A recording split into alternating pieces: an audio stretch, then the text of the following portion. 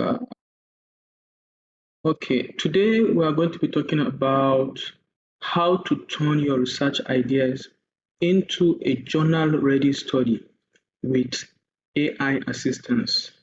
What you will learn today is how to identify publishable research gaps, AI-assisted literature review and synthesis, designing strong methodology, data analysis and interpretation made very simple with the use of AI, structuring a journal-ready manuscript. Above all, ethical use of AI in research. Once again, my name is Okaito Samuel Ario. For those of us joining us for the first time, let me just say a brief info about myself. I'm a PhD candidate at China Agricultural University in my third year.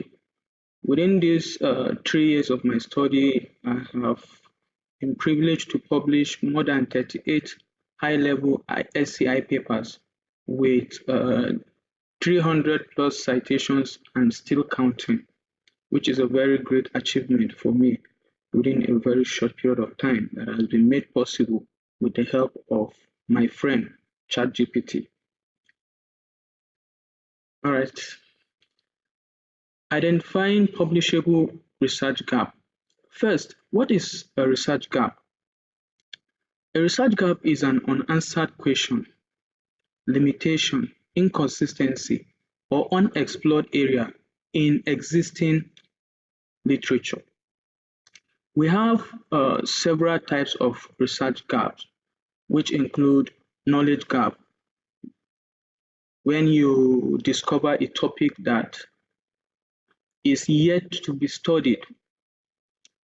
Another research gap type is methodological gap, when you have a better method in achieving the same result.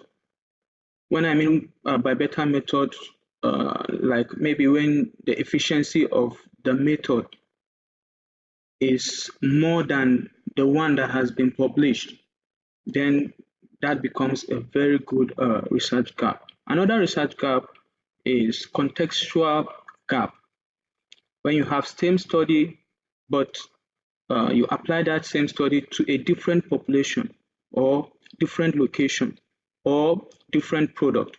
For example, in agricultural engineering, drying technology to be specific, which is my own field, a study might work on prune, for instance, and then me, I have apple that I want to test for the same parameters. So that could also be a very good research gap because I am testing the same parameter but on a different product. Another type of research gap is contradictory findings.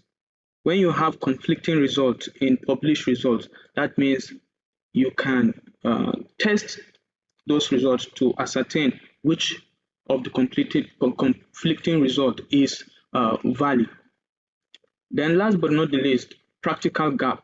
When there is a published study, however, it still remains in the lab scale, but without real-world application. You could also go deep into that research to make sure that you can make it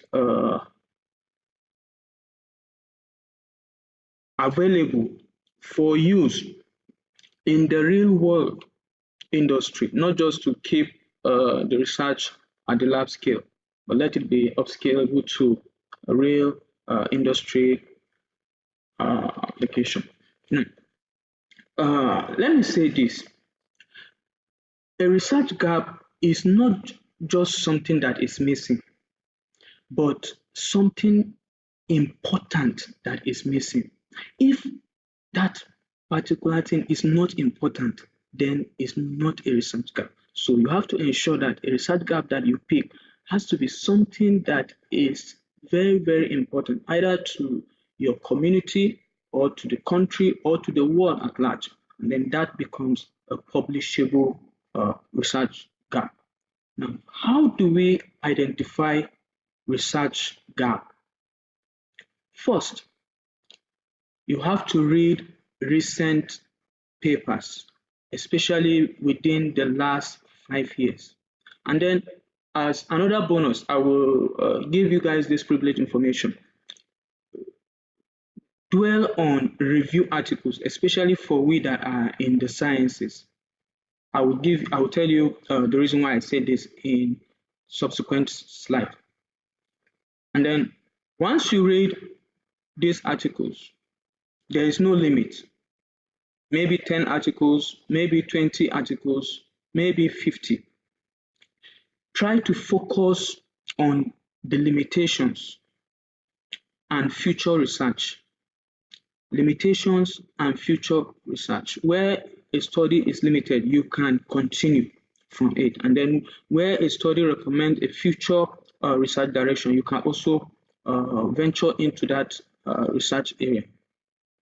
Next is to ask what was not studied or what could be improved from what you have seen within these articles that you've read. Then you compare multiple studies. Are the results consistent or are they contradictory? You have to check that either by yourself or with the help of an AI. Then last but not the least is to use your AI to summarize trends and detect missing links. And then by the time you do that, using your AI, within a short period of time, you'll be able to carve out a very good and publishable research gap. Moving further, let's check some examples of research gap. By the left side of my slide here is one of my published review articles. That is why I mentioned earlier that if you are looking for research gap, read more of review articles, because in one review article, you can find nothing less than 3 to 10 research gaps. For instance, here we stated that, therefore, the discovery and development of new drugs, agricultural processes, and technologies as an alternative to conventional antibiotics are necessary for public health management. If you are reading a review article and you see this kind of statement, it means yes, you can carry out a research on this, especially if that review article is within the past 5 years. What it means is that nobody has ventured into that research. So it's a very good research gap. The next one we can find here is, therefore, research efforts should focus on developing a novel thermal and non-thermal process, which means that though there are protocols or there are methods that have been used that involves the use of heat, we can research on non-thermal methods so that we can achieve similar or even more improved result. Then third research gap in this paragraph is, in future experiment, qualitative and quantitative data of antibiotic resistant bacteria associated with HGT could be obtained using qualitative polymerase chain reaction, qPCRT. So statements like this will point you to a research gap that is publishable, especially when you find these statements in journals that are of high impact factor. Journals that are of high impact factor. So it's very, very important that as you are searching for a research gap, you aim to publish in very top journals. Try to read journals from those, try to read articles from those journals. And then it will be easier for you to get accepted whenever you venture on a research gap you find within those articles from those journals. So you can state your research gap this way. Say, many studies have examined the drying of Vigna unguiculata, but few have explored the effect of vacuum steam post-blanching on foliate retention mechanism, and few have also explored the link between cell wall modification and nutrient stability. So this becomes a very publishable research gap. What is not a research gap? No one has studied it without proof. If you just state that no one has studied this particular research without proof. For instance, when I was about developing my proposal, I searched for information, I searched for studies that have worked on my chosen product, which is yard-long beans, also known as Vigna unguiculata. I searched and found only a study, just one study, and then the study never used blanching.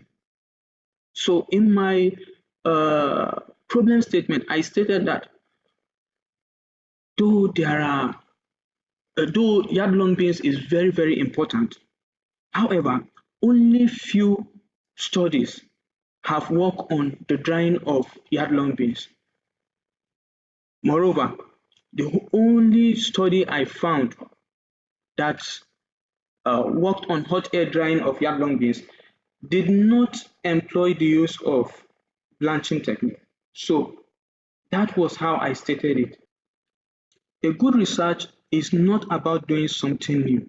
It's about doing something useful, something relevant and justifiable, something that is important in advancing the development of your country or the world at large.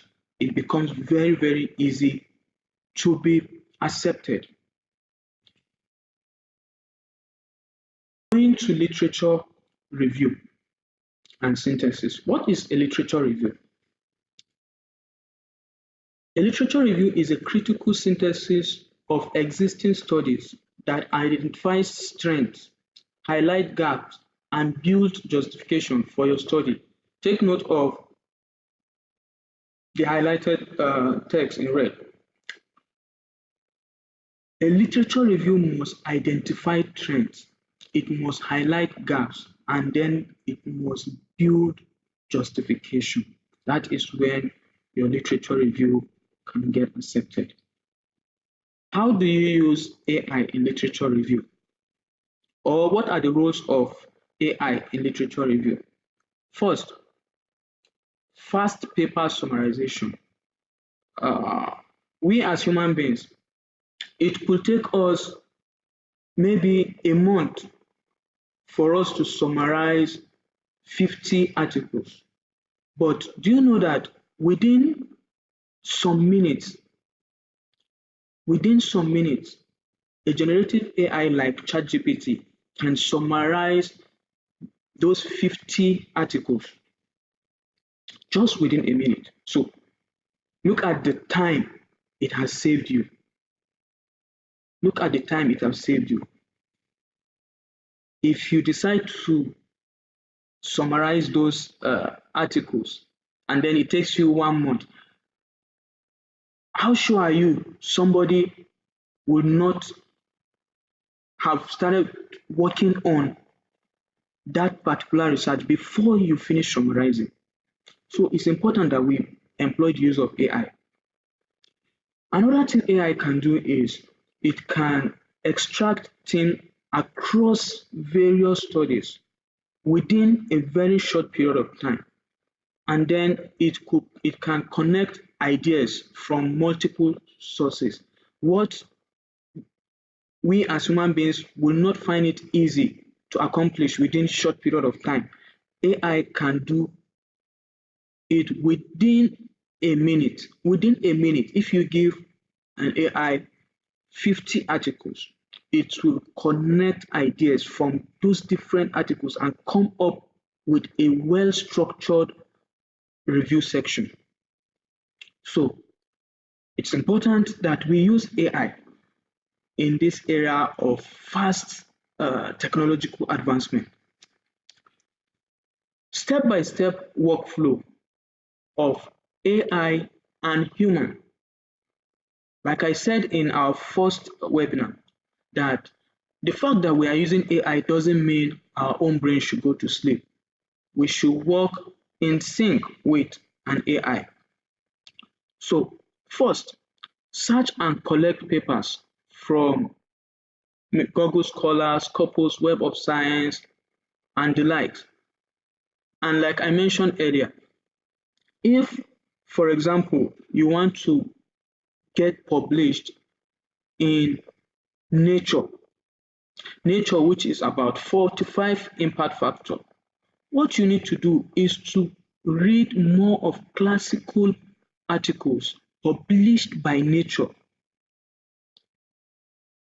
That way, you'll be able to get information. You'll be able to know the structure. You'll be able to know how to present your case when submitting your manuscript to Nature, and then you get published. Next is to use your AI to summarize key findings, method use, and limitation. Within a short period of time, like I said before, an AI can summarize these information for you.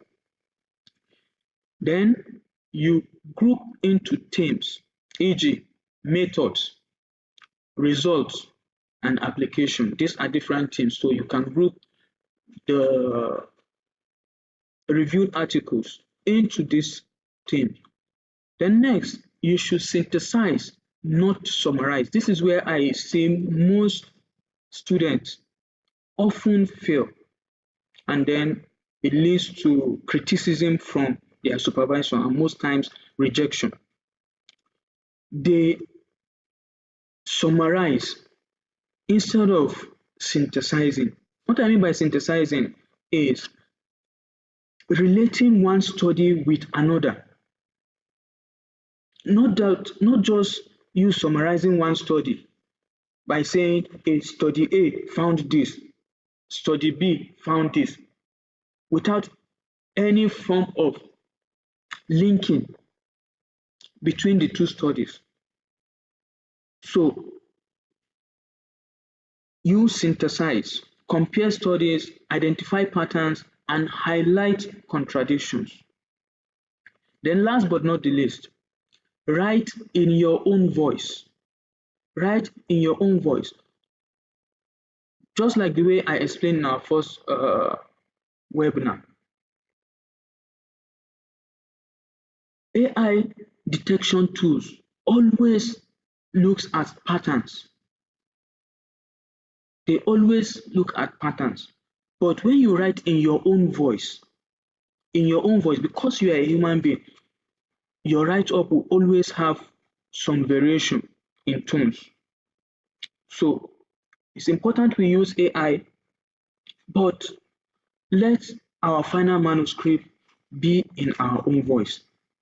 That is one of the ethical ways of using AI. So by the time you integrate AI this way in your review, literature review, within a very short period of time, you will come up with a robust literature review.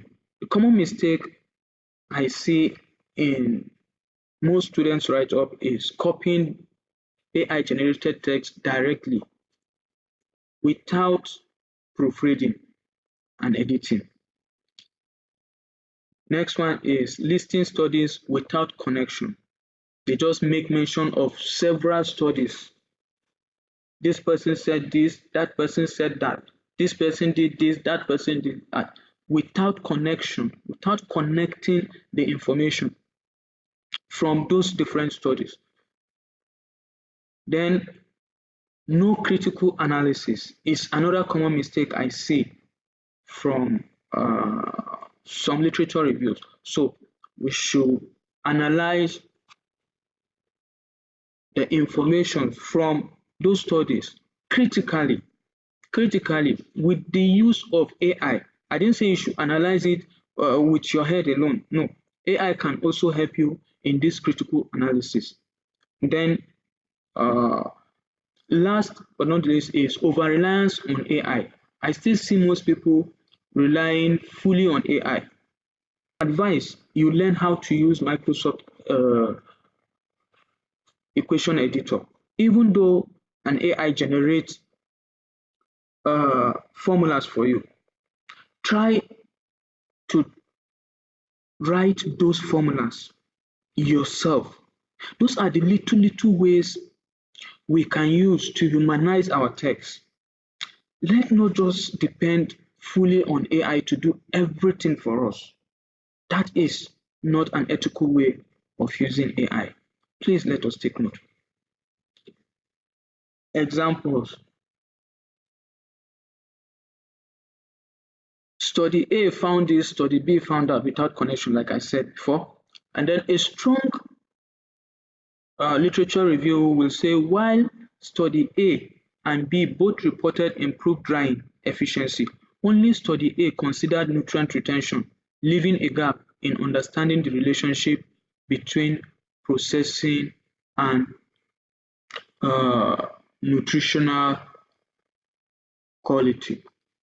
AI helps you to read faster, but only you can think deeper. Let me repeat this again. AI helps us to read faster, but only we can think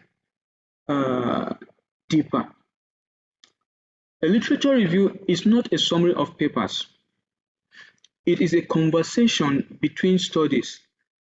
Many students summarize papers by papers, but journals, experts expect us to make comparison between studies, expect us to criticize studies, expect us to make some connections between studies. It is very, very important that we take note of this. Here are some AI tools for academic researchers. Let's appreciate Dr. Yakub, who is a very good friend of mine. He was the one that shared this information on the group, so I thought it's wise to also share it with us on this platform. There are several AI tools for academic research. Several of them. You can see Grammarly that we make mention earlier, ChatGPT, Gemini, Google Scholar, Canva AI, R Discovery, Zotero for citation, and many more of them. But my advice here is, if, for example, you want to use ChatGPT as your generative AI, dwell on ChatGPT.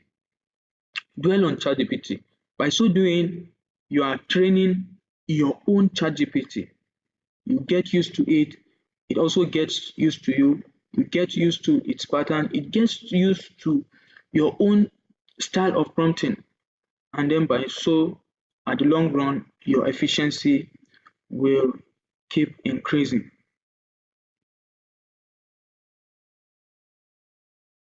Moving next is designing strong research methodology. What is a research methodology? Research methodology is the blueprint of your study. That is to say, how you collect, how you analyze, and how you validate your data. Key components of a strong methodology will include a clear research question stroke hypothesis. Next is sampling strategy. Who, how many, and why you choose this method. Who or what product, and then how many of the people, how many of the product. They are all components of a strong methodology. Next is data collection method. You need to state the way you collected your data. First, are you using a questionnaire to collect primary data from respondents, or are you getting data from secondary sources, from databases, or in our own case, we are in STEM-based research, which chemical analysis are you using to quantify this particular parameter? So it's important that you state those information in your methodology. And then your methodology have to have high level of reproducibility and validity. If your method cannot be reproduced, if somebody cannot follow the same method you use in achieving a particular result, then that methodology is not valid. It's not valid. So reproducibility is very, very important in our methodology. And then last but not least, data analysis techniques. Did you use SPSS? Are you using Excel to carry out your analysis? You state it and state the probability. It's very, very important. Now, how do we choose the right approach to use? If it is quantitative results we are looking for, then we could do numerical data, statistical or statistical testing. If it is qualitative result we want to present, then that could be gotten from opinions, experiences, and perception. However, we in sciences, we do both, which is known as mixed method, because we do numerical data, we do statistical testing, and also we give inferences on results we obtain. So we should take note of that. Some of the common mistakes I see students make is that their method do not match their research question. I've seen so many criticism from supervisors, and in most cases, the write-up gets rejected when their research question does not have a direct relationship with their method. So it's important we take note. Our research questions should match with our methods, which should match with the results we present. And then another mistake I often see is weak or biased sampling. Let's say, for example, you need not qualitative, you need primary data using questionnaires. And then as a master's student, you just reported that you had only 50 respondents. It is not enough. And as a PhD student, you just say you had 100 respondents. It's not enough. So your sampling method have to be robust without being biased. Is very, very important. Next mistake I see is no justification for a choosing method. You just stated that you use this method without justification. How do you justify? You say following the method of so with little modification. Then that becomes a very strong methodology. Always justify the reason why you choose a particular method. Last but not the least, overcomplicated design without need. What it means is that you are wasting resources in carrying out that research. Because of that, reviewers can reject it. How can AI help us in methodology? First, AI can suggest appropriate methods for you to use. For example, uh, last week I was developing a protocol and I prompted my friend ChatGPT. I need to carry out some analysis on my dry diagram base. What are the different parameters I could test to enhance the accessibility of my manuscript? And then ChatGPT, and then it gave me some protocols to follow. And then I verified from other published articles and discovered that yes, those protocols are valid and publishable. Next, AI can generate survey for you. It can also draft out your questionnaire within a very short period of time. It can draft out a well-structured questionnaire for you, which when you present to your supervisors, they are acceptable. It can also help you to justify methodology whenever you prompt it to do so. And then the last but not the least, it can recommend analytical techniques for you to use. Example of a weak methodology will state this way: data were collected and analyzed using SPSS without giving details. So this will be rejected outrightly. However, the same methodology, if you state this way, a randomized sampling approach was used to select 120 participants. Data were analyzed using multiple regression in SPSS to examine the relationship between X and Y at probability of less than 0.05, which is 5%. This other example, I carve it out from my published article in food chemistry, which is about 9.8 impact factor. States approximately 120 pods were used across all experiments, with 20 pods per treatment group, 0 to 4 cycles of vacuum steam post blanching, and unblanched samples as controls for drying and subsequent analysis.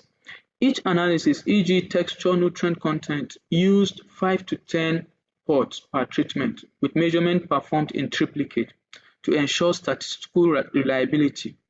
Sample size were determined based on preliminary experiment to achieve consistent result with minimal variability. This shows clarity, rigor, and reproducibility. Anybody that reads this section of my methodology will be able to carry out the same experiment, either using the same product I worked with or another product. This is an example of a publishable research methodology. Your methodology must answer this question: can another researcher replicate my study and get similar results? Did I stated my methods clearly in simple terms as possible that someone can follow the step and replicate this result I have obtained? If your methodology cannot answer this basic question, then you need to revise it. It's so important. Next, we'll move to data analysis and interpretation. What is data analysis? is the process of transforming your raw data into meaningful results that answers your research questions. Now, let me explain something. If your result doesn't answer your research question, either you are a science-based scholar or a social science-based scholar, then no editor, no reviewer will accept your results. There must be a direct link between your research questions or research problem, as the case may be, your methodology, and the result you present. It's very, very important. If your methodology is not robust enough, then your result will be shallow. Let me state this again. If your methodology is not robust enough, then your result will be shallow. And this is one of the reasons why most of these top journals reject our manuscripts.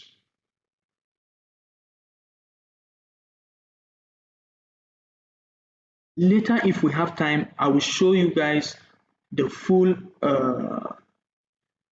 publication I have. I will show you guys a review publication and a research publication. You will discover that in my research, I tested nothing less than 12 different parameters. 12 different parameters, if not more than. That is one thing that editors are looking for. Because the more results you are able to present, the more results they publish in an article, the more the impact it will have in the research world. The more indices you present, the more results you present, the more the likelihood of citation. It's very, very important. Several times when manuscripts are rejected, the editors always state that the methodology is not rigorous enough. The methodology is shallow, or the parameters tested in this research is not sufficient. So if you have the resources and you have the working environment, carry out enough researches, carry out different experiments, as the case may be. If you are in the social science, talk about different variables. Okay, excuse me, Doctor, please. You have 5 minutes to run up for this. Okay. Thank you for reminding me. All right, I will hasten up. Now, linking your research to analysis. First, research questions, then data type, and analytical methods. Once you feed your generative AI with this information, it will guide you on which analysis to carry out. For example, if you are looking for relationship between variables, you use regression or correlation analysis. If you are trying to get the difference between different groups, you can use the t-test or ANOVA test. Then if you are looking for trends over time, you can use the time series analysis. Common analytical tools we have is Excel. Excel is very, very important, though it's ancient of days, but it's very, very important. Even though not for anything, It can help you to sort out your data. It can help you to refine your data. Then SPSS. For advanced analysis, you can use the R programming software or the Python. I have to say something here. If you prompt your ChatGPT to carry out an analysis that involves stronger or deeper analysis, it will automatically activate the Python plugin in it. It is a very powerful tool that you can explore in ChatGPT and other generative AIs. Because it has that plugin, any analysis you could carry out with Python, you can carry it out with ChatGPT or other generative AIs. AI can explain statistical outputs in simple terms. It can suggest appropriate tests, as we mentioned earlier. It can also help you to interpret your results. Sometimes when I finish presenting my result, the graphs become very, very complex. Once I feed it to my friend ChatGPT, it will give me correct interpretation. And depending on the way I prompt it, it can also, after interpreting the result, it will link it to other published results, which makes my result and discussion section to be very, very rich. And then that is one criteria that editors are looking for before they can accept your manuscript. AI can also assist in writing results and discussion, as I just explained. Statistical significance is not enough. Your job is to explain the scientific meaning behind the result. The scientific meaning behind the result, which I will show us during the practical section. This is my live slide. Structuring a journal-ready manuscript. If you want to publish a paper in a particular journal, the first thing to do is to go the journal policy in terms of structure, in terms of reference style, in terms of maximum number of words. So it's important to check the journal policy statement whenever you want to publish in a particular journal. But the basic structure of a manuscript is introduction, methods, discussions, results. But discussions and results journal require you to match the discussion and the results. Immediately you state the result, you interpret it, and you discuss in any of the high impact journals you can find.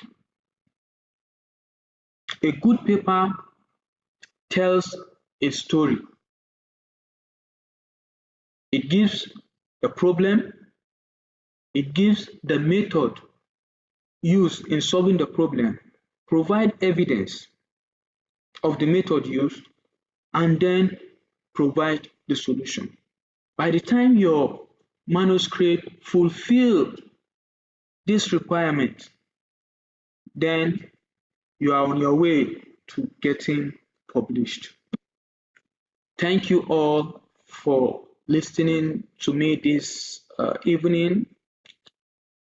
Okay, thank you so much, Doctor, for your efforts and wonderful presentation. Please, if there are questions, everyone is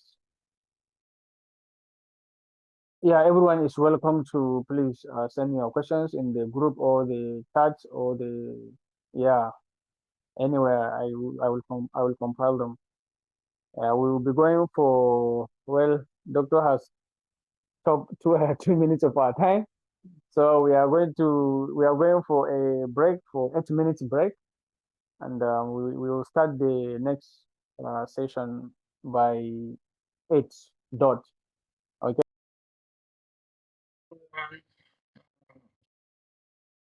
Welcome once again. So let's start the practical section. To do that, I will have to share my screen again.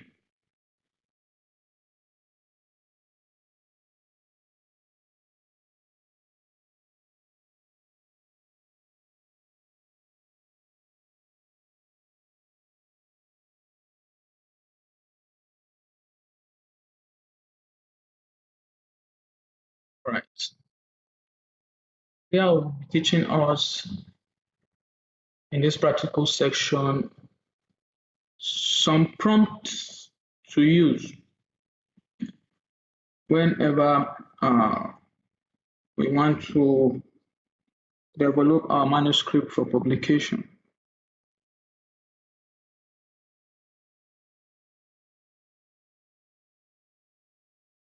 First, go to our friend ChatGPT and prompt it this way. Say summarize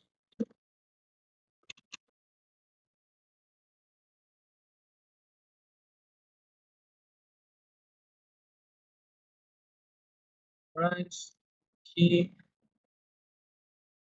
issues and future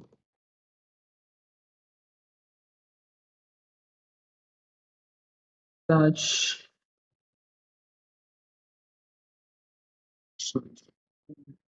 sent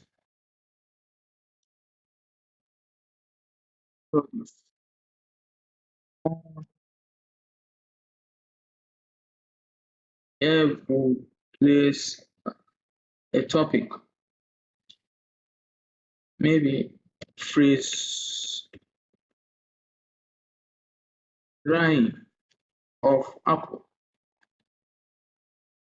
for instance.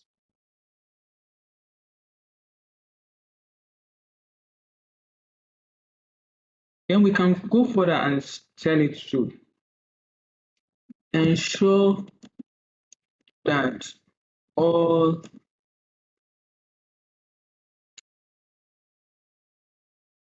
articles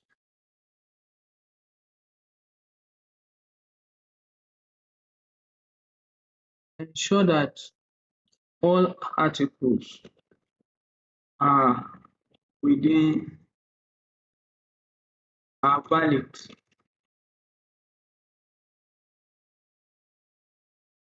within 5 years. Let's read this again. Summarize the key limitations and future research directions in recent studies on freeze-drying of apple. Ensure that all articles are valid and within the past 5 years.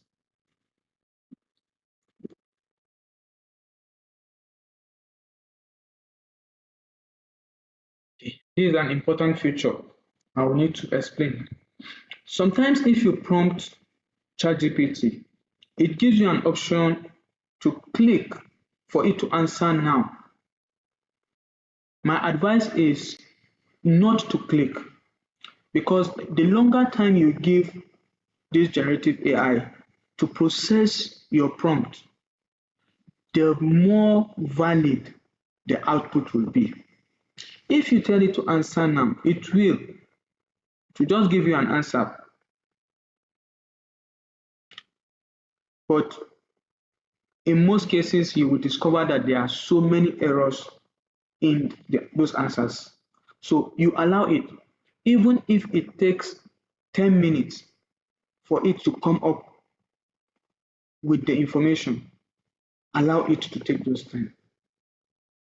And then you will be sure that the output you get from it is valid, is verifiable, and above all, it is publishable.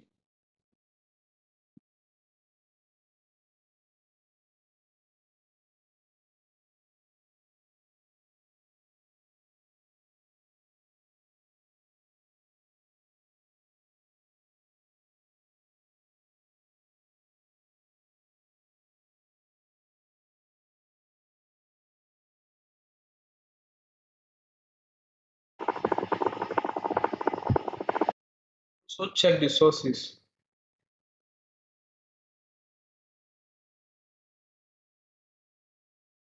See Science Direct, which is a savior, PMC, MDPI, Springer. So these are valid sources.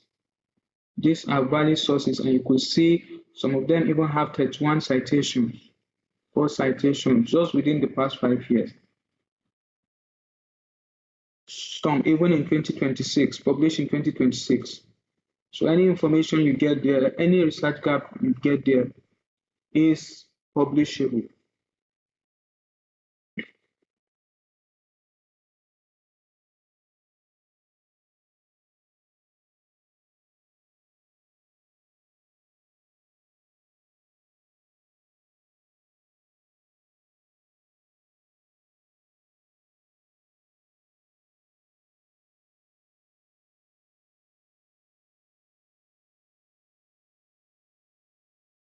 Then give us an output.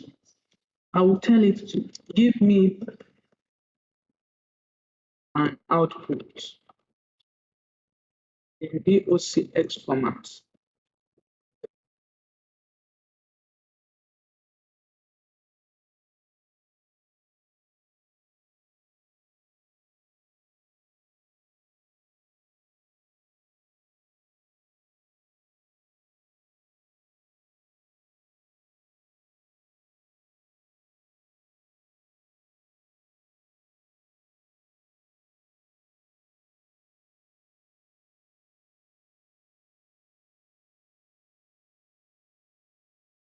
I don't know why my friend is refusing to give me a downloadable output. Can you give me a downloadable? See, said you can download the DOCX file here. Downloadable freeze drive, download freeze drive Apple review. If you like, I can refine it into fully referenced publication ready section with in-text citation and references. If I tell it to do this, it will insert the citations, and the citations will be valid because of the initial prompting I gave it. All the information it's presenting to me are valid. So let's check what gave us.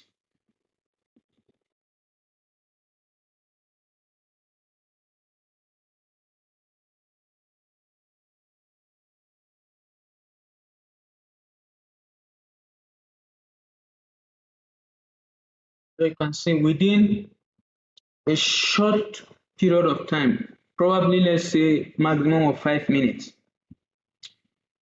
it has reviewed limitations and future research directions in freeze drying of apples between articles published between 2022 to 2025. And we can see the key limitations. High energy consumption, long drying time remain major challenges. Limiting industrial scalability, pretreatment method, e.g., show inconsistent output may cause browning or structural damage if not optimized. More studies conducted. So you can see within a very short period of time, we have been able to get key limitations and future directions, which we can pick as a research gap, Each of these points Look at this. Analytical methods sometimes fail to fully capture phytochemical changes or rely on subjective quality assessment. So you can pick this and work on future research direction, development of hybrid drying technology to reduce energy consumption and processing time while maintaining quality. This is still a major challenge in our research field as at now. So if you can carry out a research in this field, your article has a very high chance of getting accepted.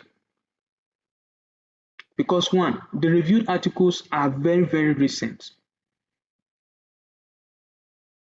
Two, they are from high quality journals.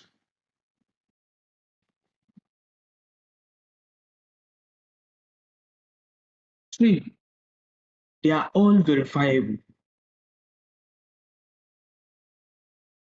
So let me close this. Let's prompt it again.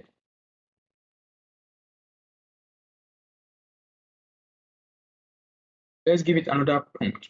Say summarize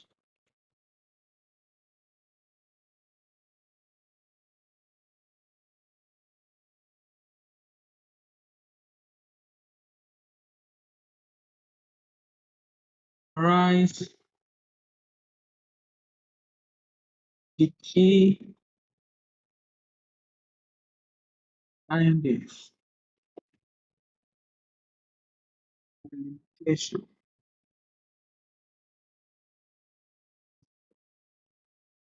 these papers in 5 bullet.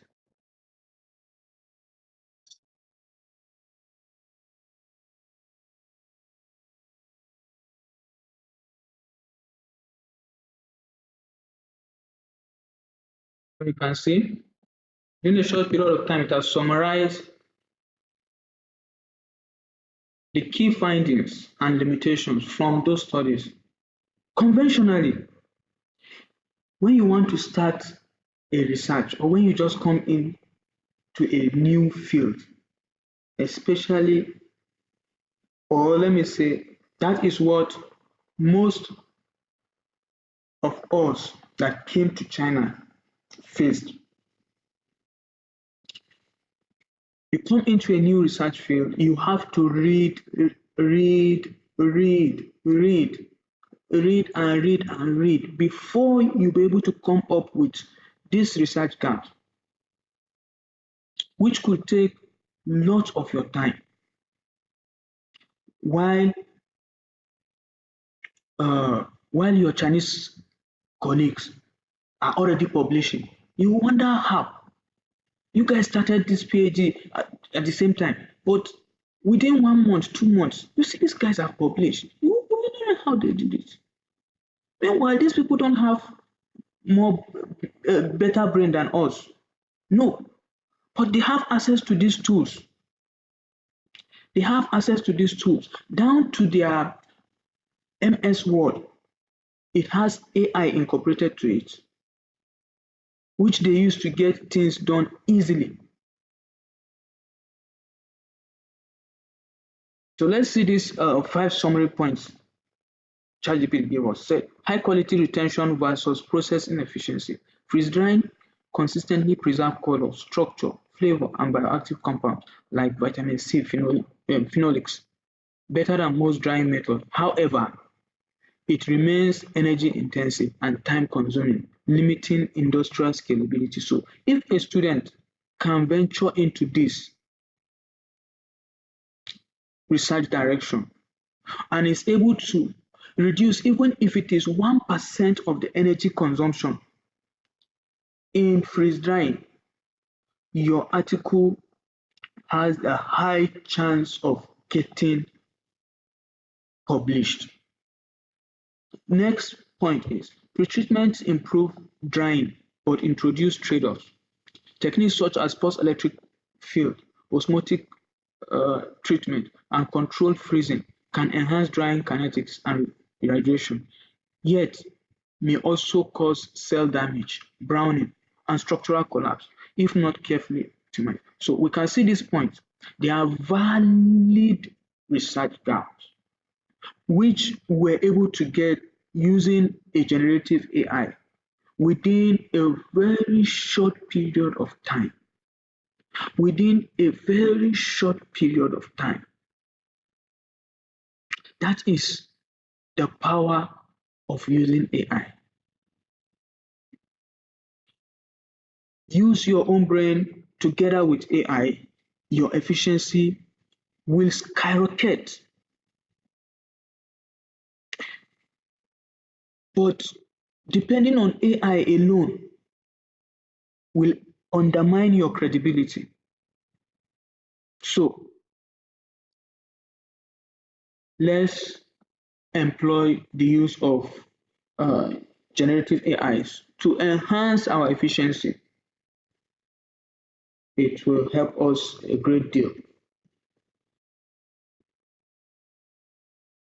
Now, let's prompt it again by saying, compare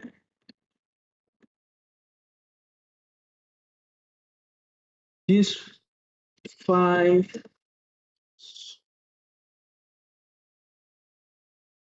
points. Identify.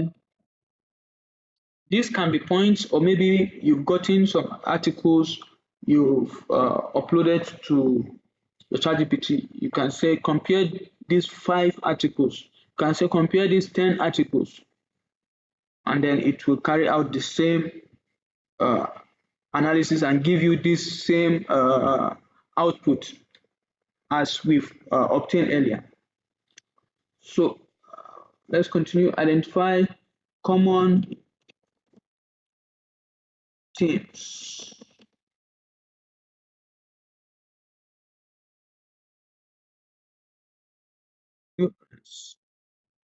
And research gaps.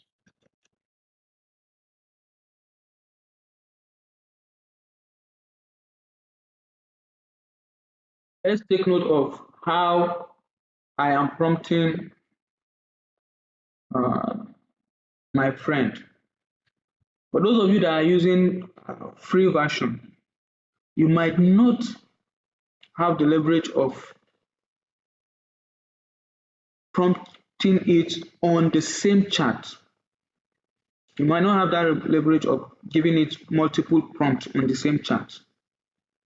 So you can copy the previous output and then insert it into a new chat before giving it subsequent command.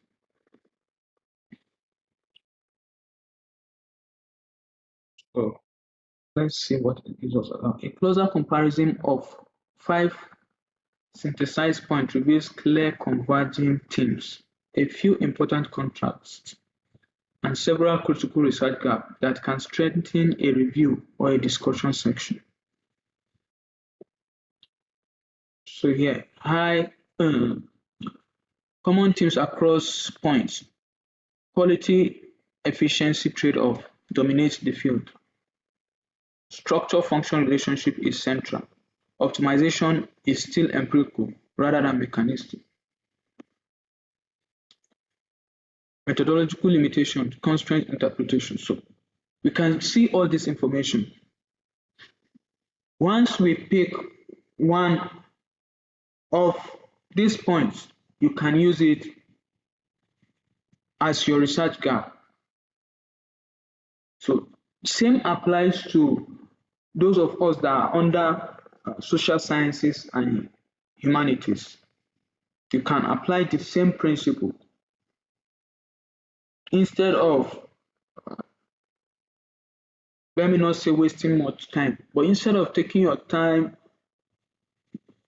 to read, and read, just because you want to summarize 50 articles, why not use your generative AI to give you the summary? It's the summary you actually need, not the whole information in an article is just the summary, the key points which your generative AI can help you to achieve within a short uh, period of time. Let's go to another chart. Let's give it another prompt. Say, given this research topic, suggest the most appropriate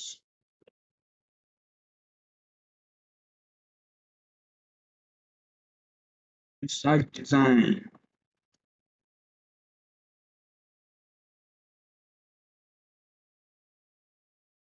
Sampling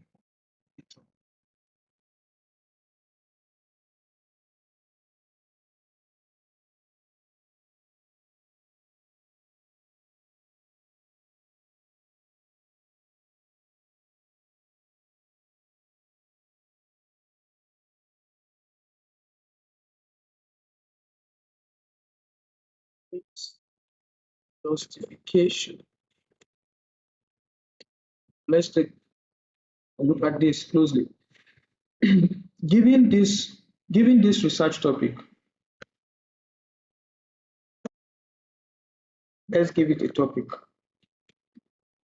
Phrase, no, not phrase. Let's give it a social science or humanities topic, as the case may be. Economic impact of China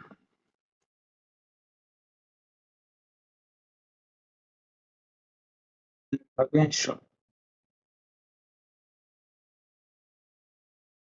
on Africa's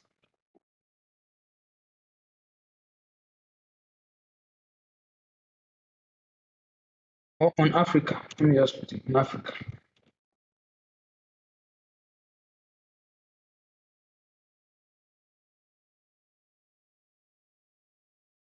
Given this research topic, economic impact of China intervention on Africa, suggest the most appropriate research design, sampling method, and data analysis techniques with justification.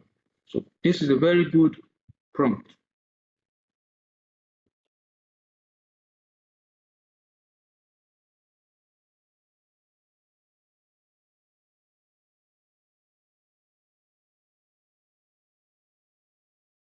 There is a strong publication-ready methodological choice for the topic Economic Impact of China's Intervention in Africa, with options depending on what you mean by intervention: FDI, loan, BRI projects, trade, aid infrastructure.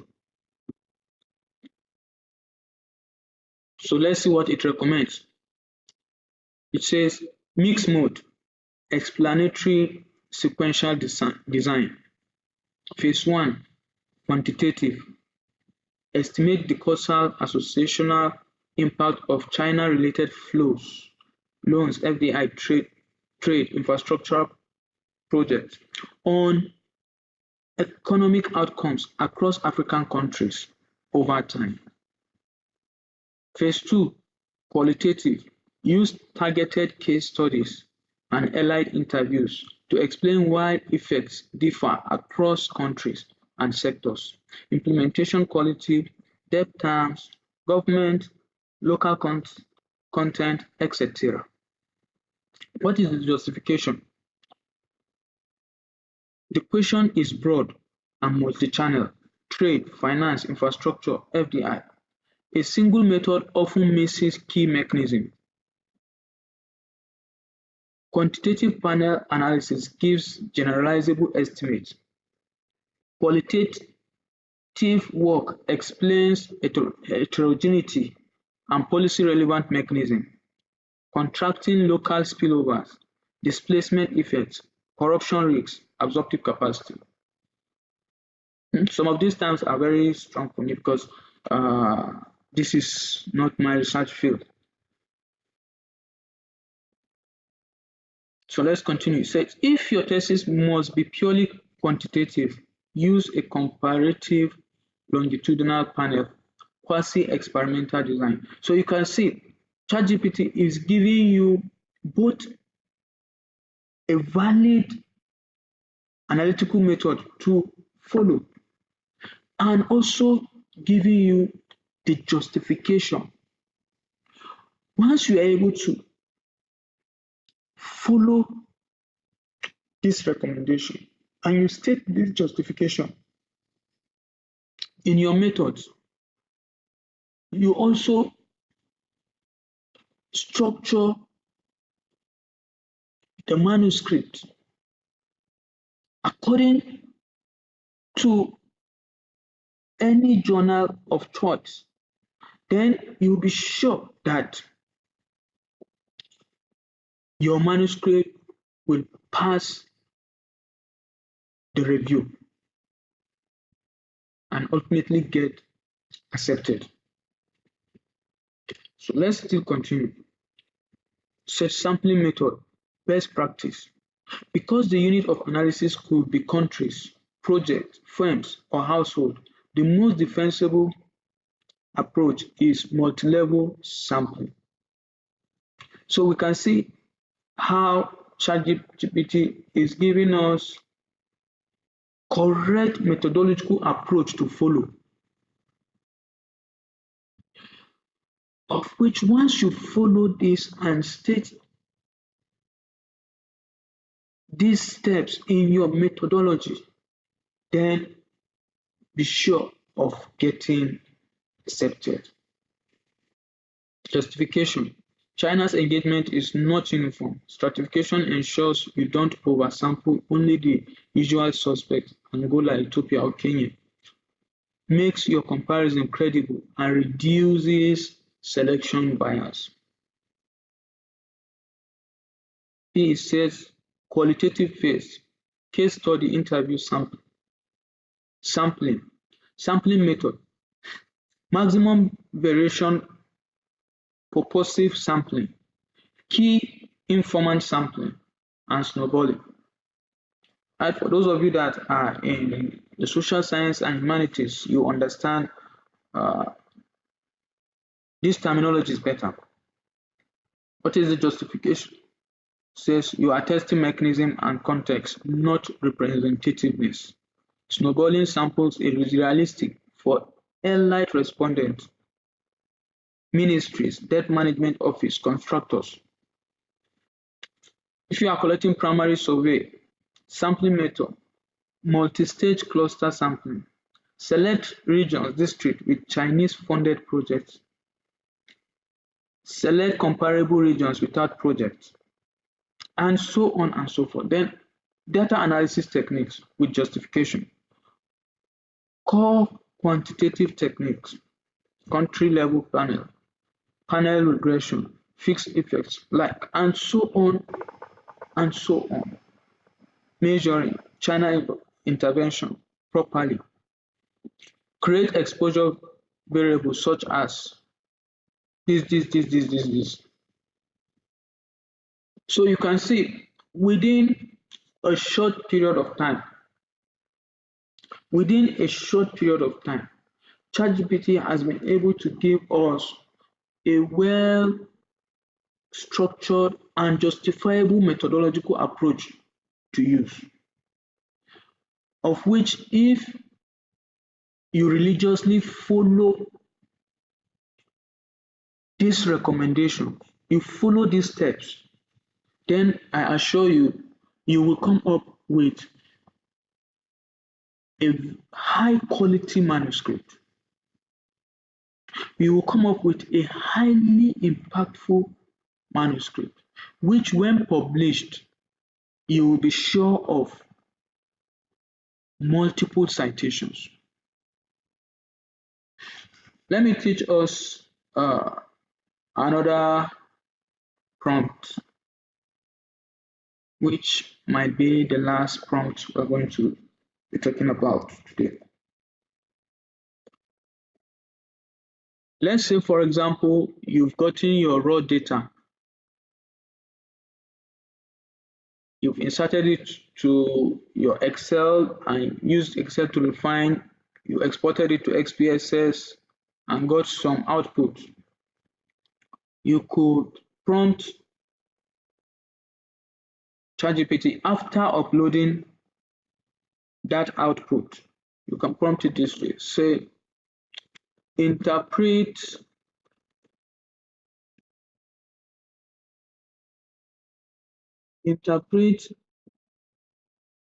this SPSS output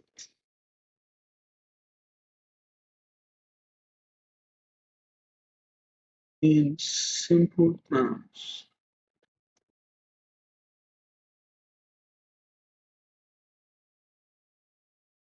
Then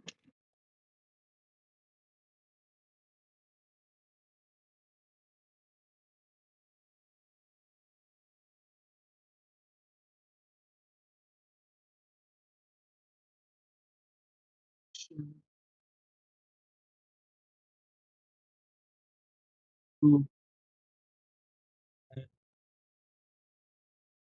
the search question.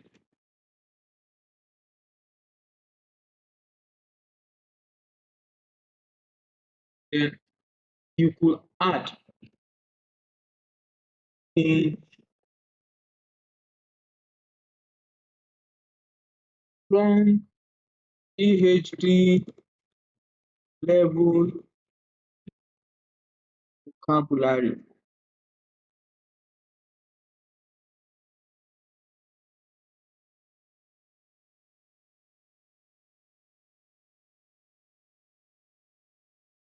Or you could say in strong PhD level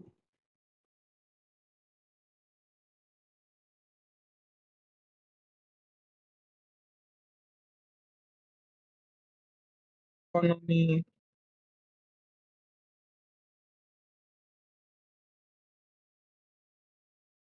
vocabulary or language. Yeah. Let's go through this again. Interpret this SPSS output in simple terms and explain what it means in relation to my research questions. In strong PhD level, this in strong PhD level economic language.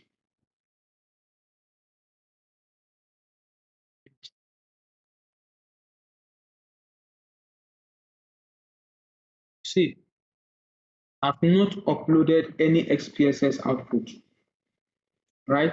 But it says that I can do this properly, but I need to see the actual SPSS output tables or screenshots. Please upload or paste the output, e.g., summary, ANOVA table, coefficient table, correlation matrix if applicable. Meanwhile, here is how I will interpret it for the topic. Economic impact of China's intervention on Africa. So you know what to expect. Once you upload, I will structure the interpretation like this. So if peradventure I have uploaded this SPSS output, then be rest assured that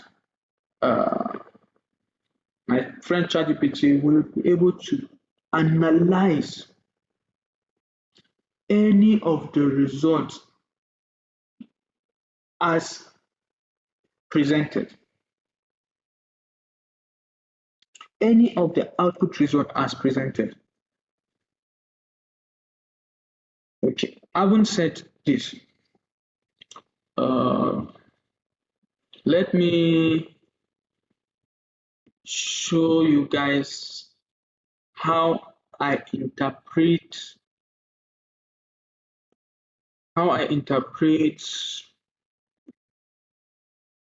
results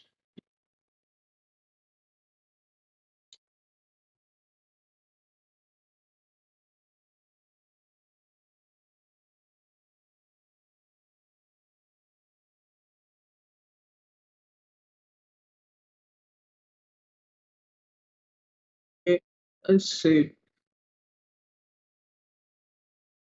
hit file.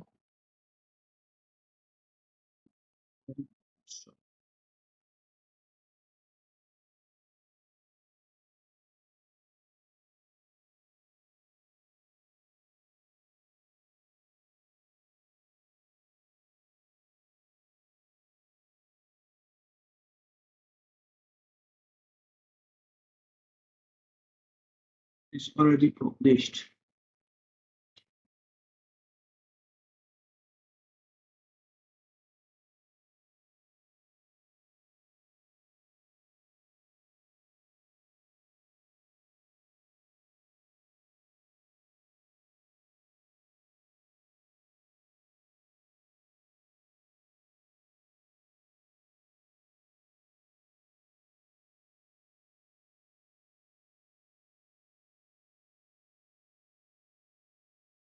I have some results here. So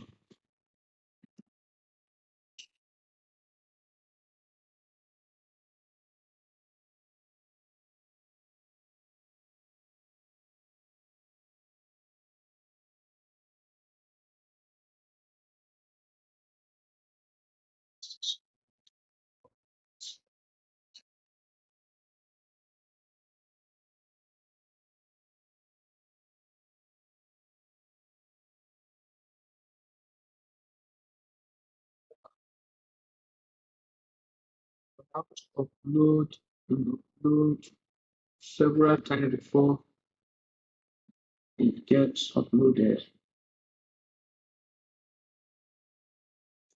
Okay. So after presenting my results in bar charts like this, I will prompt ChatGPT this way. Interpret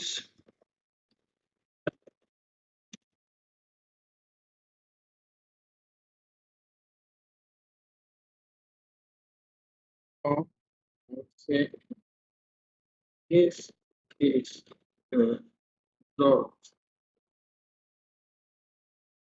of the chemical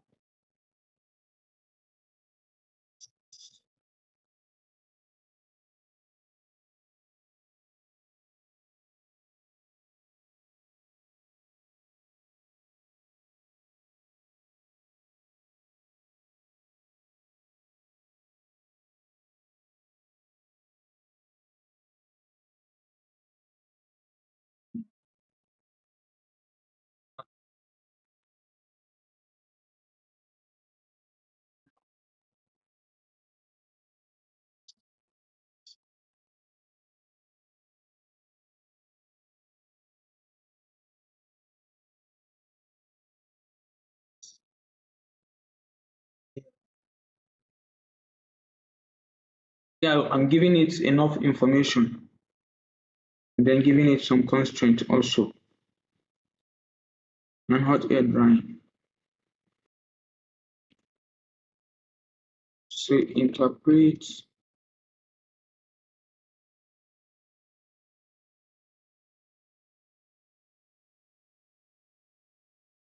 and discuss this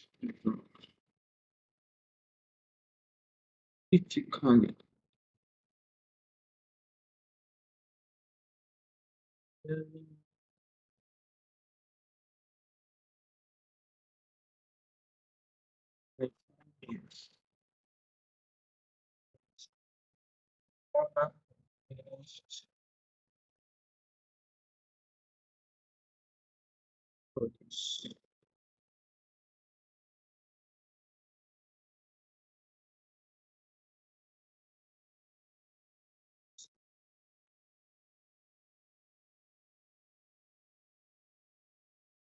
But I say ensure that cited references are justifying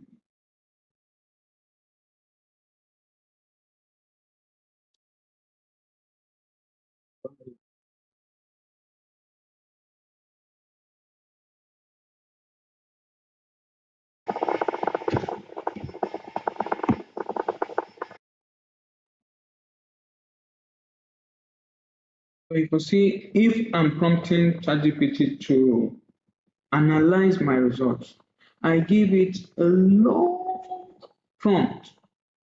In that long prompt, I state all the necessary constraints I want it to work with.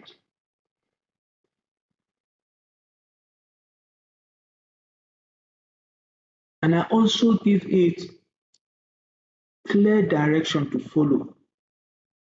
I also give it information, some information that might not be available within the figure. Like within this figure, there's no way I stated that I pre-treated this yard long beans. There's no way I stated that I dried it using hot air drying. So that's why I have to give it all those information. And then below is a critical interpretation of your figures. Okay, okay. But because I want to put this interpretation into my manuscript, I will tell it to present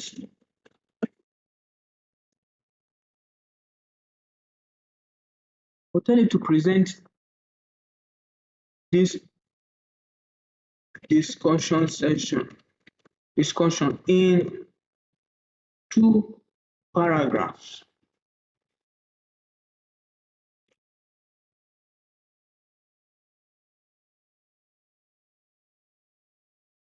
To be added to my manuscript.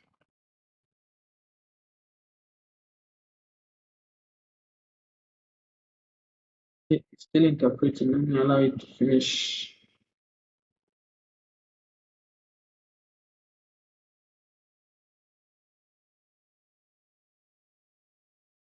So I will tell it, present this discussion in 2 paragraphs to be added to my manuscript. In that way, it will format the result discussion section into a paragraph, which is the normally acceptable format of discussing in an article. So prompt it this way. So the chemical quality of yard-long beans was significantly influenced by both vacuum steam cycles and subsequent hot air drying conditions. Ascorbic acid, provitamin A activity, and total chlorophyll all showed a progressive decline with increasing blanching cycle, reflecting the thermal sensitivity and oxidative susceptibility of this compound. This trend is consistent with recent topic, indicating that blanching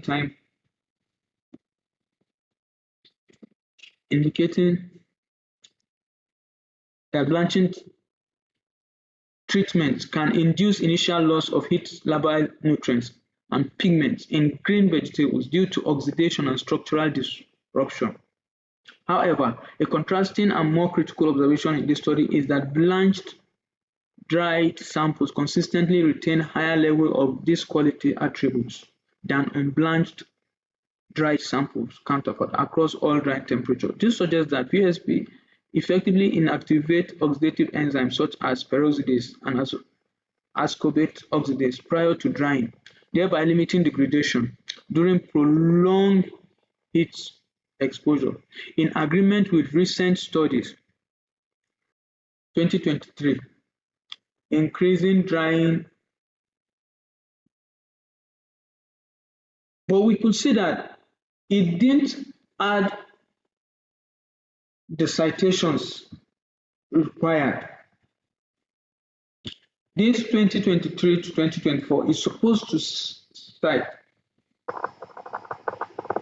it could say, it should have said, in agreement with recent studies by so person who discovered that hot air drying has significant influence on nutrients, especially when it is at high temperature. So that is how,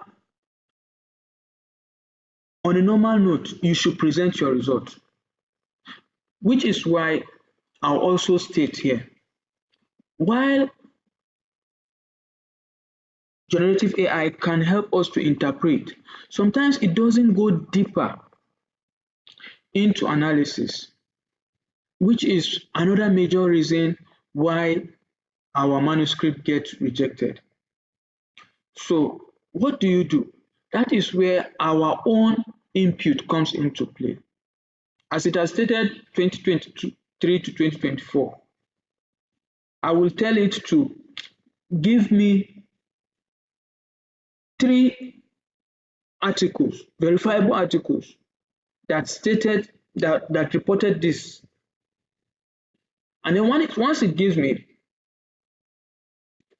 I can either go through the specific section where they reported that information and then extract 1 or 2 information to add to my manuscript, or I will also upload those articles to this ChatGPT for it to synchronize the information with what is already written in this paragraph.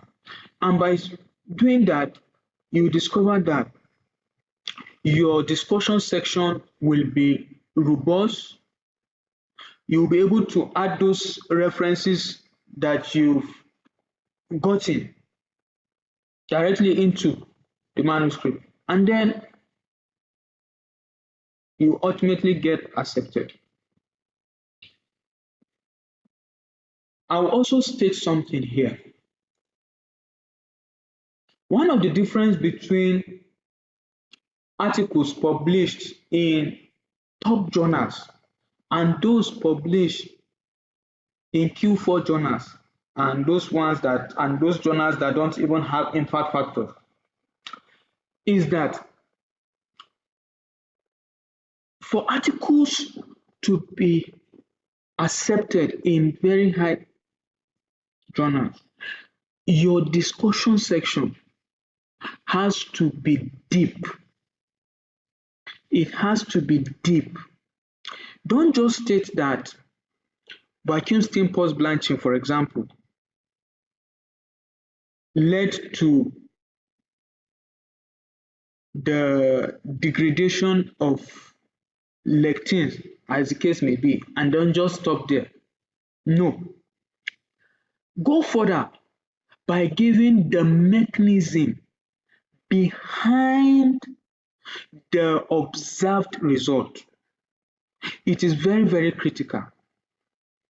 It is very, very critical. Most of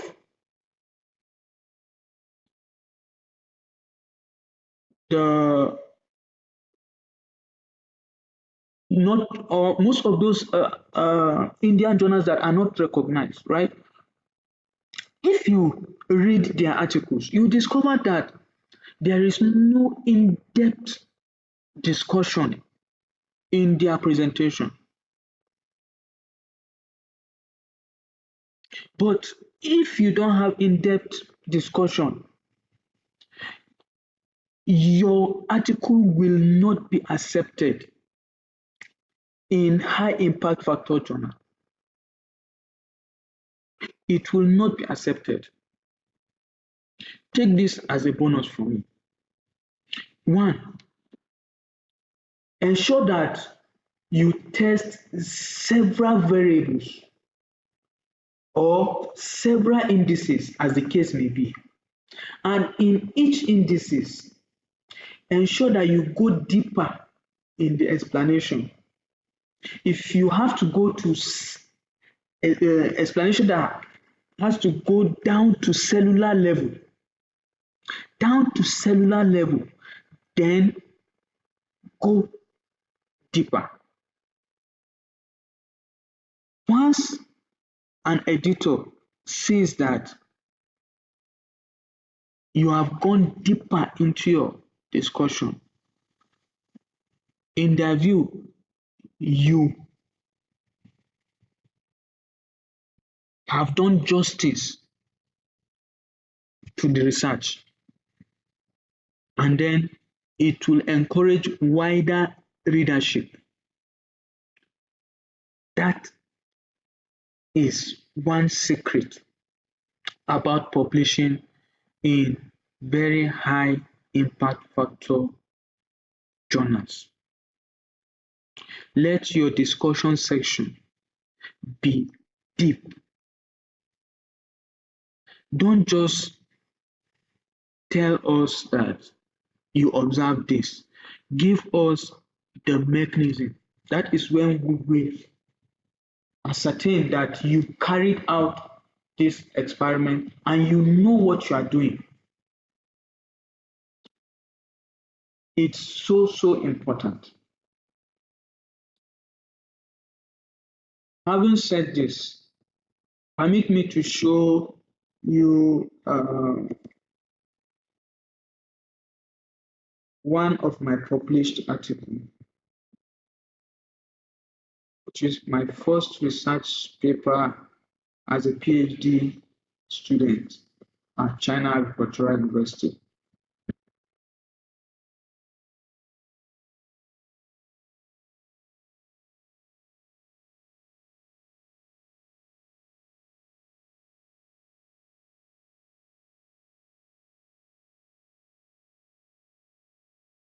Let's take us to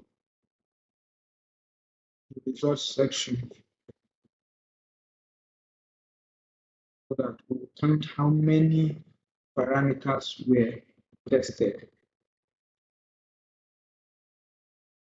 And see one. Effect of Parkinson post-branching on parasitic activity of urinary glucose. That is one. Effect of VSPB treatment on textural properties. That is two.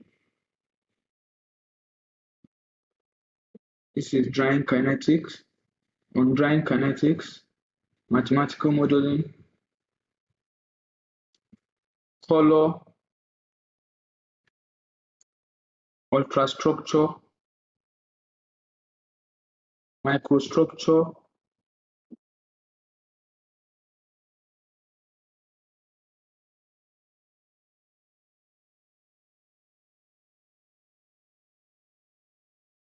and let's go to lectins.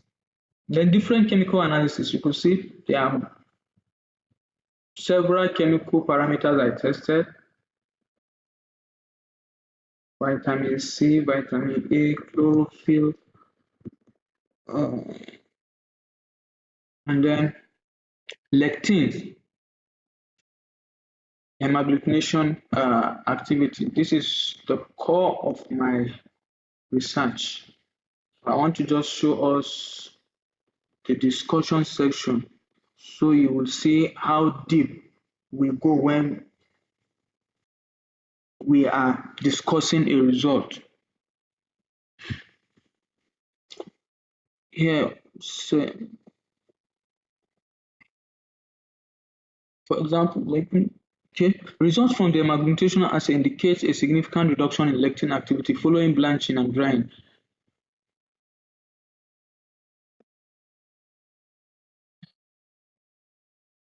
The most pronounced decrease was observed in blanched sample dried at 70 degrees, like that. A sharp decline. This. So here, the rapid reduction may be attributed to high temperature of the hot steam during the initial blanching, which likely affect the lectins concentrated at the cell membrane. Several degradation mechanisms contribute to this decline. Heat-induced denaturing disrupts the quaternary and tertiary structure of lectins. Lectins are proteins, so heat denatures their structure, particularly impacting their carbohydrate binding sites.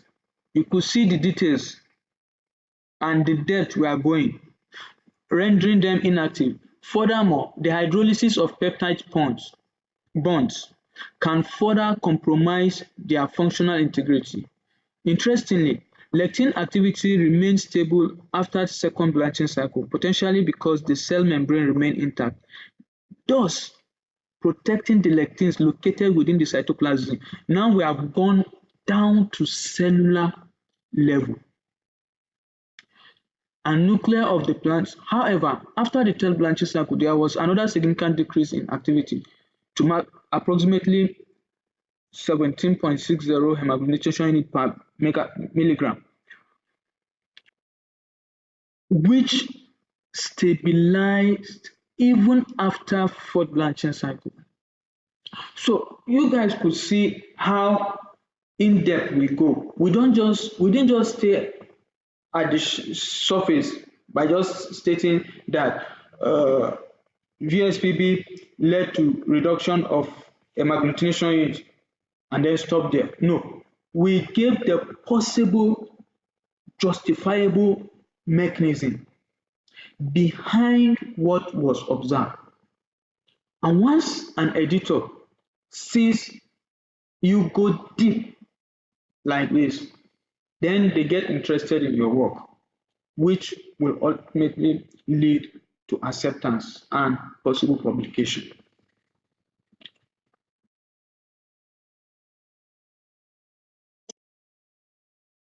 I think if we can follow these little steps I've shown us from developing or from obtaining your research gap to developing your literature review to a robust methodology and a well organized and deeply discussed results section. Then you structure your manuscript according to the journal standard.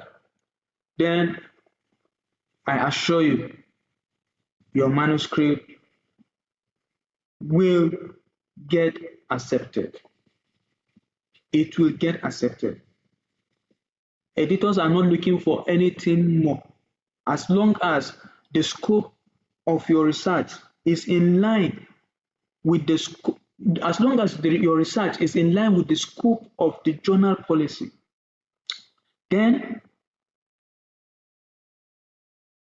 you structure your manuscript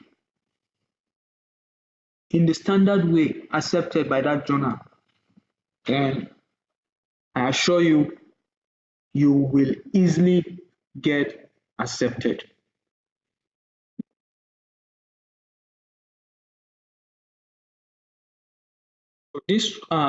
With this, we've come to the end of our practical section. So we'll take a 5-minute break, and then when we come back, we'll be treating the questions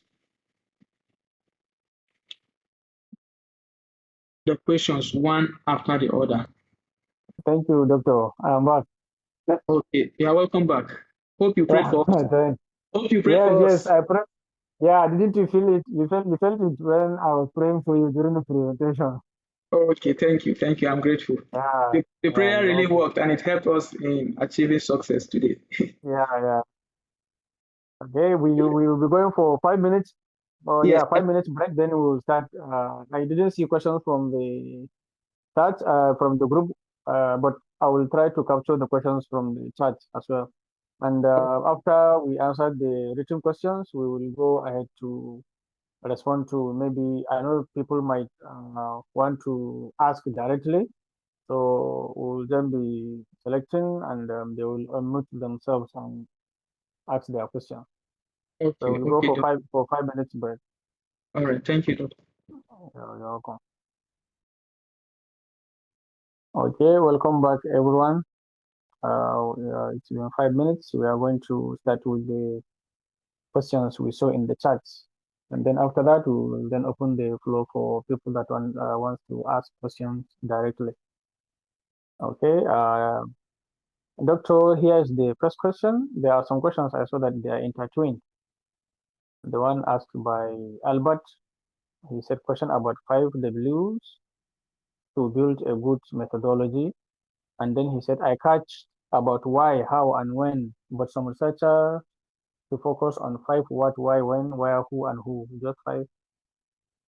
Okay, now the question he asks is, may I know the application of the 5W to identify problems and relation in gap identification?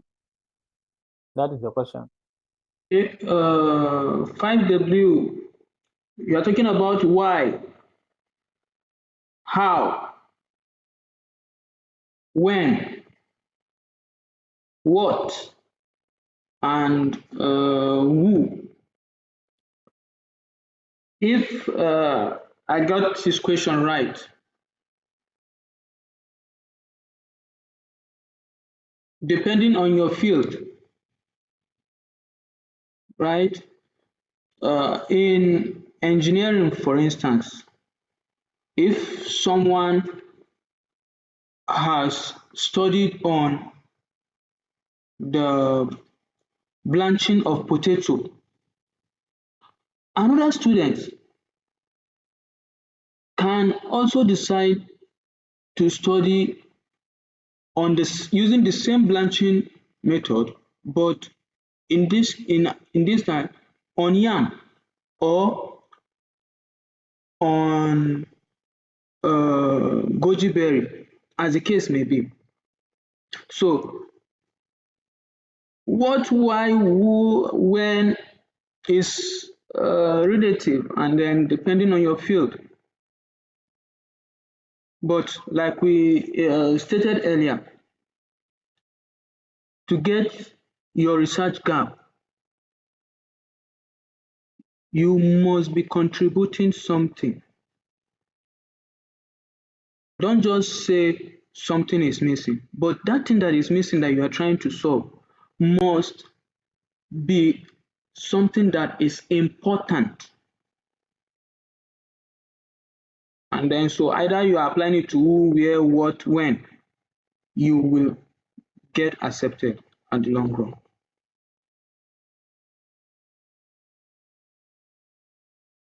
Okay, thank I you, don't know if I've Doctor. gotten, yeah, I've answered his question. Okay, okay, let's go to the next one. If the question is not well answered, he might after we finish answering the written question, he can maybe omit his mic to ask, maybe explain what he meant. But All for right. now, let's continue with the written ones. The next question he asks is there any blueprint prompt you can share in getting a parent response from Gen AI while analyzing literature and reporting results of an experiment? I think, Doctor, you can also check the chat. The question is written there. You can view.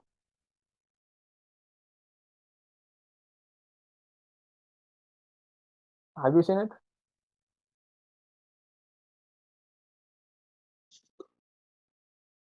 Question Is by there who? any blue?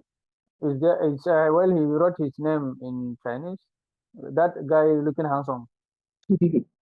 Okay, is there any blueprint prompt you can share in getting coherent response from Gen I while analyzing literature and reporting the result of an experiment? If you follow the way we prompt ChatGPT, right?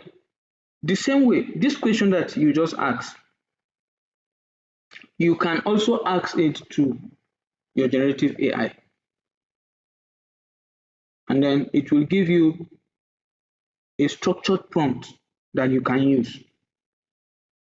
But for me to tell you that there is a blueprint prompt for you to use, then I might not be able to give you the right answer. Yeah, I might I not be think able to give you the right answer, but depending on your field, you can, the same way you asked this question, you can also ask your generative AI to give you a blueprint prompt, and then it will guide you. yeah. I think the answer you gave is perfect. You can ask the Gen AI that I want to ask you so this about this. How do I type the prompt or give you prompt in it will automatically generate that for him. It's a good response. The next question he said, Dr. Samuel, can you explain the fastest way of finding out whether the research you want to do has already been done by other elsewhere? Uh, the internet is current. The internet is current. Just type the the idea you have either on Google or Google Scholar, and if you don't see much information on that particular field or on that particular uh, direction, then it means nobody has worked on it. Like I gave example when I wanted to do my proposal, I look for articles that have studies that have worked on yard long beans. I look for most of the articles I saw were agronomic related. Only one I saw who dried yard long beans. However, that author didn't blanch the yard long beans before drying, so that gave me a very strong research gap to work with. Okay, Yeah. thank you, Doctor. Yeah. The next one, he said, how can we get the GPT 5.2 version? Is for you to subscribe, upgrade it to a premium version. Okay. Yes. So just like the upgrade to plus, upgrade to Yes. beginner something, there is Just also upgrade to 5.2 version. yeah. Once you upgrade, presently it will take you to 5.2 version. Mm. Yeah, with twenty Okay. dollars per month, then you get your 5.2. Yes, wonderful insights. How do you prompt ChatGPT to give you a research gap or future research possibility with a novel topic that hasn't been done or published previously? The same way you ask this question, right?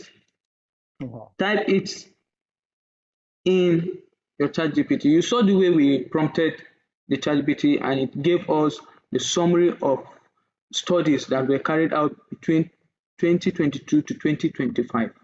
So that same way you prompt your generative AI to give you based on your need.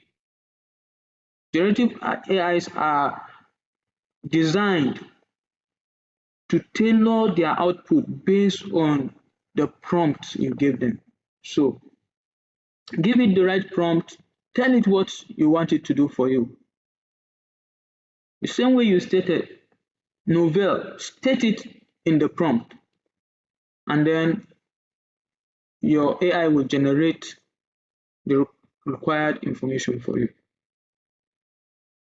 Yes, thank you, Doctor. Mhm. Here he said, how can you deal with AI check and plagiarism check? That is what we talked about in our previous webinar. Mm. That is what we talked about in our previous webinar. And then I would like to state this. Most of the AI detection tools we have access to as students are not optimized for that purpose. For example, Quillbot. If you type a passage, a paragraph from your head, like you just type, you carefully type and ask Quillbot to check AI detection, it will still give you some high percentage of AI written text. Why? Because it wasn't optimized for that purpose. But once you write your paragraph based on the way we taught in the previous webinar, then be rest assured that your paragraph is free from plagiarism because one, you never generated that paragraph using another article you read directly. Right? And then next, you have added your own input into each paragraph. And then you have paraphrased and given it an academic tone. You can even tailor your prompting on Grammarly and tell it to give you in engineering tone, tell it to give you in economic tone. And then once you are able to do that, be rest assured that your paragraphs are free from plagiarism and AI detection flags. I will still repeat that again. Once you are able to add your own input in an AI generated paragraph, then you chip in your own input and then you paraphrase using Grammarly, giving it specific instruction to give you output in academic tone, or you tailor it as needed, as required by you, depending on your field. Like me that is an engineer, I can tell it to give me a paraphrase this paragraph and make it sound engineering and make it sound academic and make it sound economic. So just by giving them those specific instructions, your generative AI tools can do wonders for you. Okay. I think the answer you gave is in line with the question that Rebecca Teacher asked. He said, as others people mentioned, the main issue is not using AI to write, develop, or manuscript. His question is, how will you manage the AI detection and plagiarism? I think it's the same response. Yeah. And then the last question here, he said, how to deal with the plagiarism cases when prompting for data analysis. Good. Yeah. Data analysis, we didn't cover that in our results this thing. Yes. Now, if, for instance, you generated a data using ChatGPT, your own duty is to ensure that the output is well refined and presented in your manuscript. If it is a table, if ChatGPT gave you the output as a table, ensure you format the table well. Make the section that is supposed to be bold, put border lines, remove border lines in some areas, make it presentable, and then you will rest assured that the plagiarism will not be detected. However, if, for example, you've carried out the experiment in our own case, because we have to do chemical analysis to get the result we present, you can feed your generative AI with the result you obtained. The raw data, as you place it in the table, you can feed it to your generative AI to run some analysis for you. And since you are the one that fed it with those data, then be rest assured that any output it will give you is based on the data you fed it with. And then you are free from plagiarism or AI detection.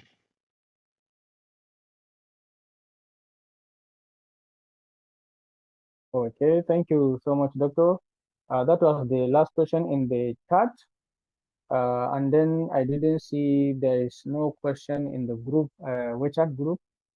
So I think we can open, if there are people that want to ask question directly, they can please raise their hands and we can go ahead with the questions.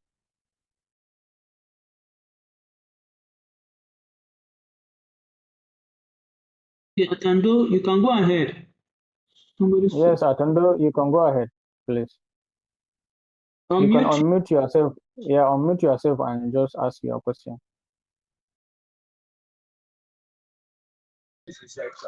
Okay, here is my question. My question is about citation. I had a problem one time with citation. I think there was a framework that I copied from somewhere, and I Okay, was about to work on it. And then, can you hear me? I can hear you. Mm-hmm. Yes, And we can then hear you. most of the sentence citation comes before the sentence. For instance, let's say FAO Okay. 2012 Okay. recommended that food security in so places are 17% or something like that. So I don't know if it is good for a research paper for a citation to come before the sentence.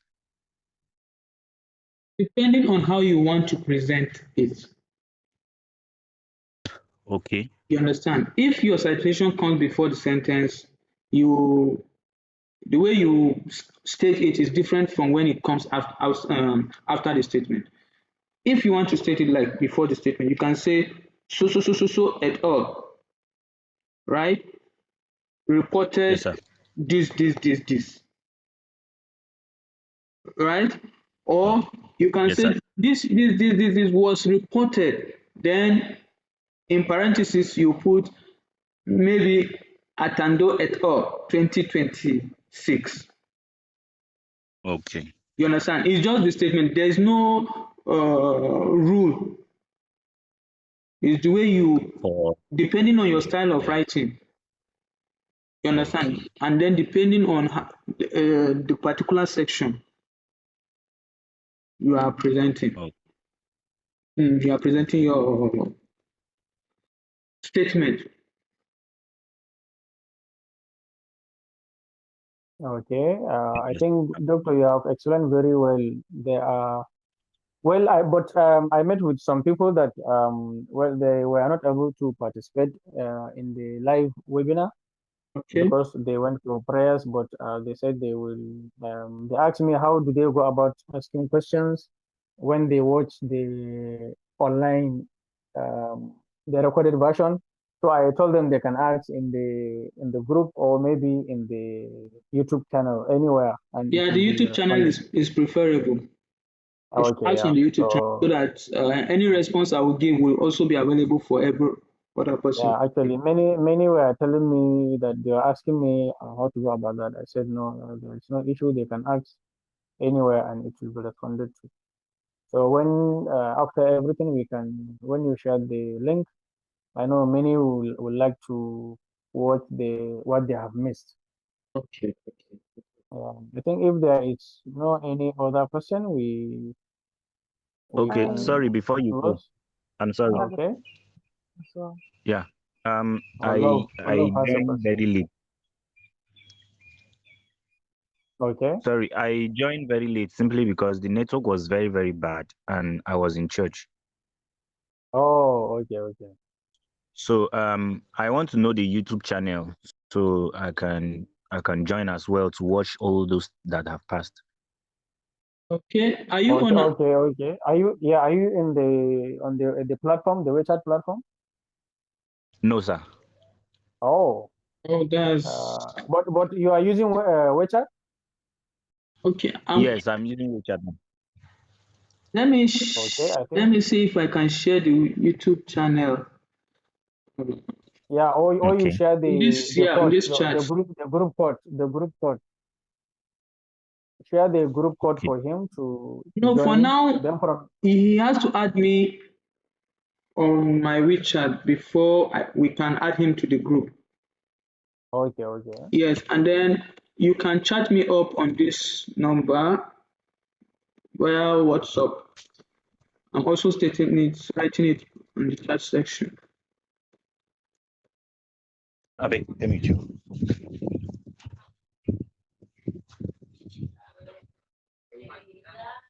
Doctor Emmanuel here, Mr. Emmanuel asks, he said, is it okay to use ChatGPT to write a PhD proposal that is novel, that hasn't been done before?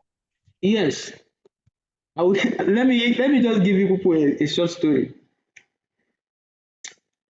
Yeah, you can. Yes. When we were about to do our proposal, right?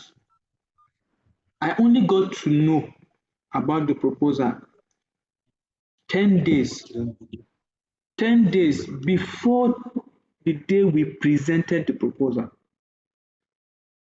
Ever since I came to China, then I've been writing reviews, so I never had time to write my proposal. Then only for us one day to wake up and then we saw that we just have 10 days to submit our proposal. So imagine I have not written A in my proposal. I've not written A. So what do? I just quickly, all the informations I've got, the little papers I've read, I fed them to ChatGPT. I am required to present a proposal, my PhD proposal. Give me the necessary step to take. That's where I started. And then, okay, let's write introduction. Using this my same method, I was able to develop the full proposal. And I mean the full proposal within 8 days. And on the ninth day, I did my PowerPoint. And the whole remaining is story because I passed the proposal.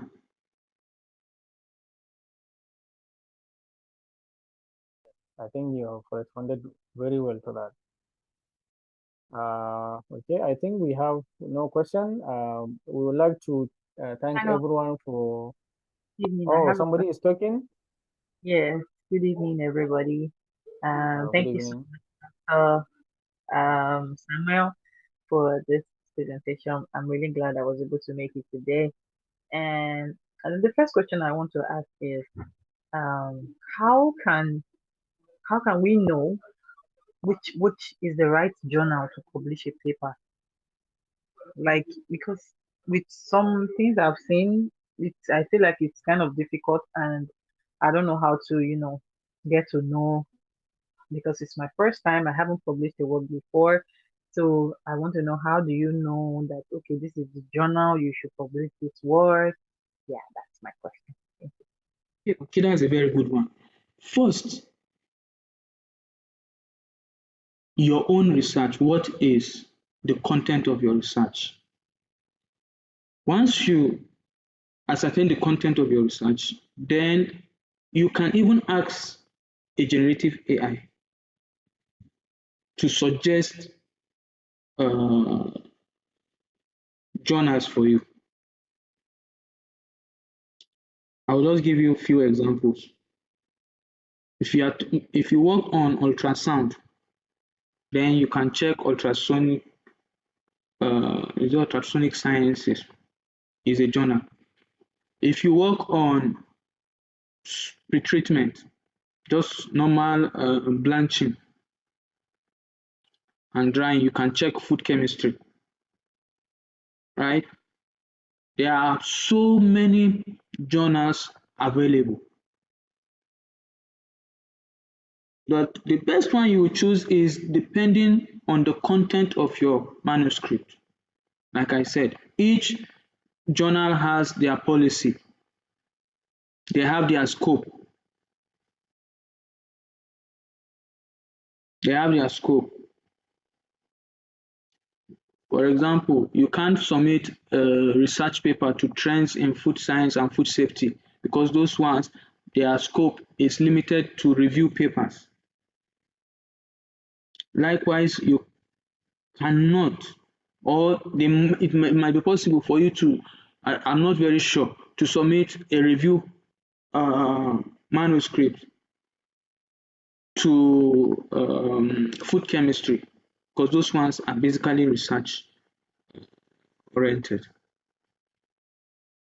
So I don't know if I've explained to you well. If you are finding it difficult, just upload that manuscript to your generative AI and let it suggest the journal for you to send it to. All right, thank you, sir. Okay, thank you everyone for giving your wonderful time for this great presentation, and thank you, Doctor. Thank you, thank you, thank you. On behalf of all the attendees, we really appreciate your effort, and we look forward to working and like participating in many webinars that will come in the future. Thank you, everyone. Doctor, you can maybe give a closing remark, then we will close. Before we close, can we all turn on our videos so we can take a group photograph? Yeah.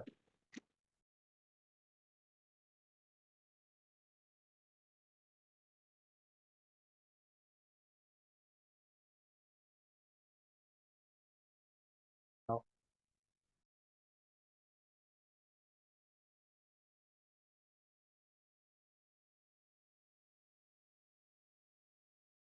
We will take in after the count of 5.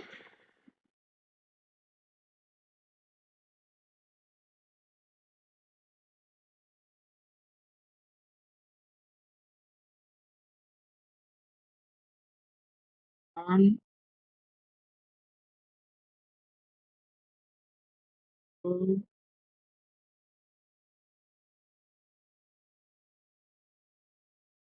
Yes, sir. yes.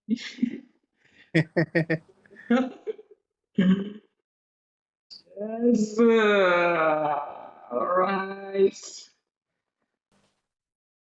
Okay, thank you, everyone. Thank you, I everyone. really appreciate Thank you very much. you guys for joining us this evening, and I hope we've been able to pass something across to you. And then additionally, I would like to solicit for our support. The only support, or one of the support I require from you guys is to subscribe to our YouTube channel. Yes, it will encourage us to keep doing this for as Please long as. send the link again in the group. Okay, I will send the link again.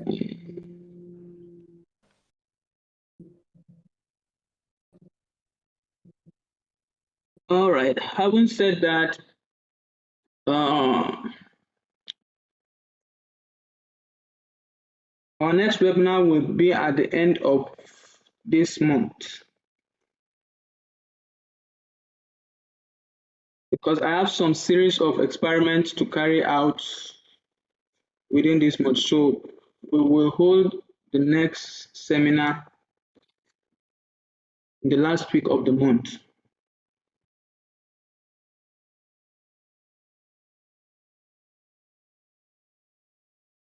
Hoping to see all of us once again, and then I hope, or I wish everyone a successful research endeavors with more publications.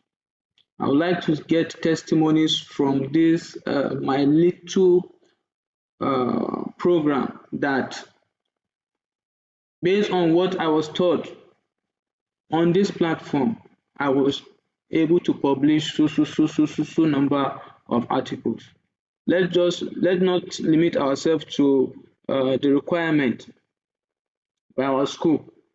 Let's publish because anything or any article we publish carries our own identity. we can present it anywhere in the world and it will get accepted. And then you can insert it into your CV. So let's not limit ourselves by the requirement. Thank you very much. Have a good night. Good night. Enjoy the rest of your night.